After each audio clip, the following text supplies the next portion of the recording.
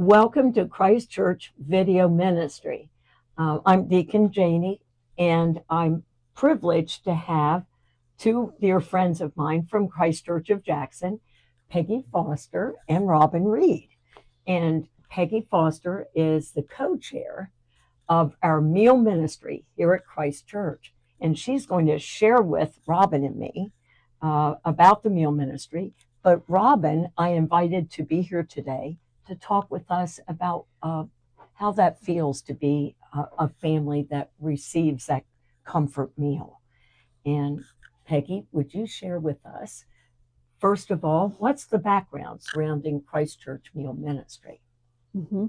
Years ago, the United Methodist Women had in their service projects, they did meals. Sometimes it was for money. It was a money making project for them, such as the Lions Club or something like that. Where they got paid to do that meal. They also did what they called funeral meals. And those meals were for families after a funeral service to get together and have a meal together. At the time that the women were starting to, the number of women were starting to get smaller and smaller.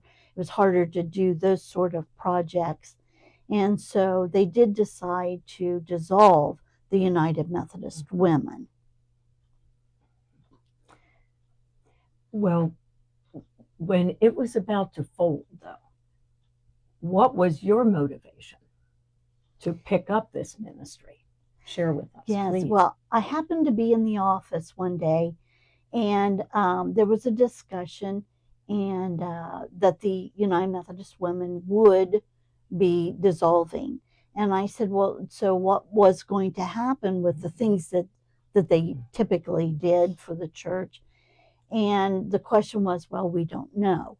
Now, I had helped the women for several meals here and there where I was able to and really enjoyed doing that and saw a purpose in that. So I said, well, particularly, what about the funeral meals? And my answer that was given to me was, they'll just go away. Now, I felt so strongly a call at that point. There was just no question that God said, this is what you're to do, Peggy. You are to continue this. So I said, well, I will do that. I will continue at least those meals. And so with the help of Kathy McPherson, we got together and we started making plans, and we decided to call it the Meal Ministry. So we weren't going to be the United Methodist Women. We were just going to do the meals. We've done several all church meals, game night meals, that sort of thing. But our main emphasis was on comforting people at their time of need and their grief in losing a loved one. And so we decided we wouldn't call them funeral meals anymore. And so we'd call them comfort meals. And that's where it all started.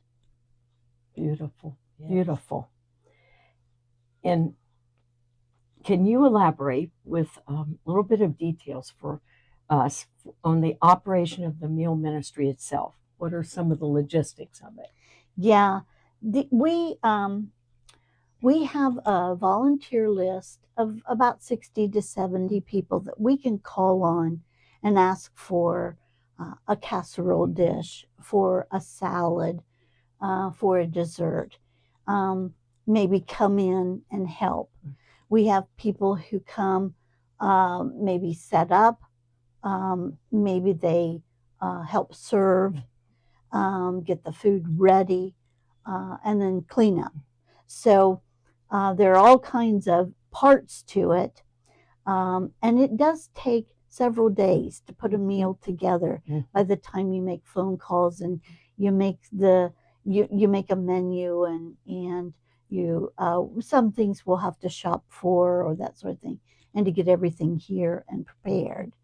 So it's not just a couple hour thing and then we serve. So we take care of all of those things. Our funding does not come from the church budget. We're an entity of the church, but we're self-sufficient. We're funded by donations. Many times we say that this is a gift to the family and friends.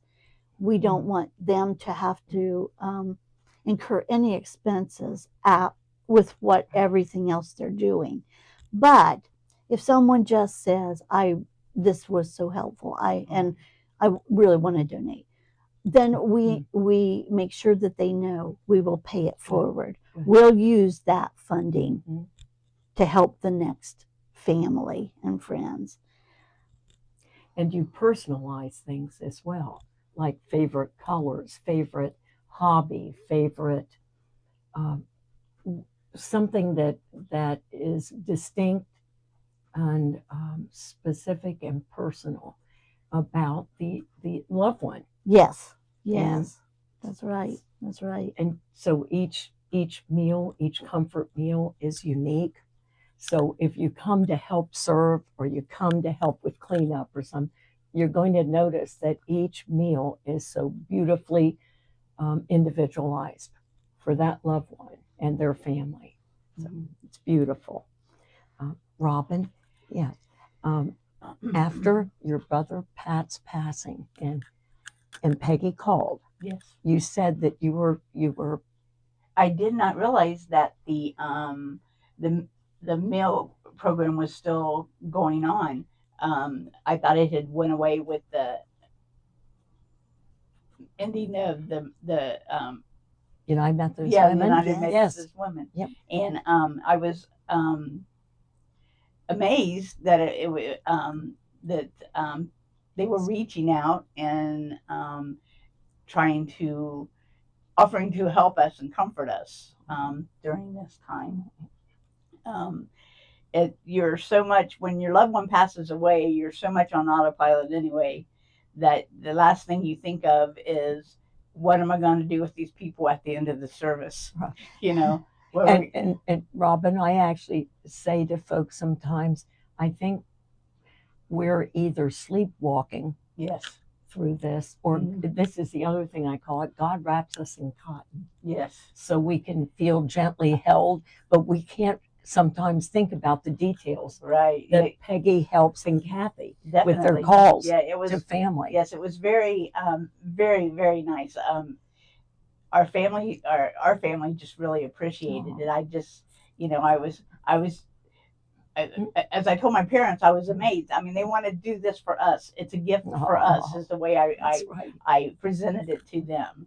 And I hope that it's a gift that people donate towards, because it is amazing the help that it gives your family, the comfort and fellowship. It was great.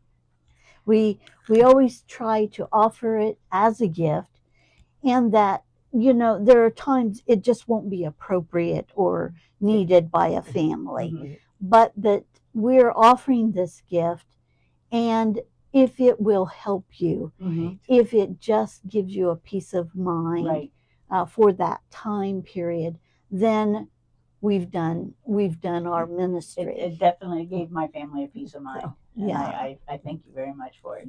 You're welcome.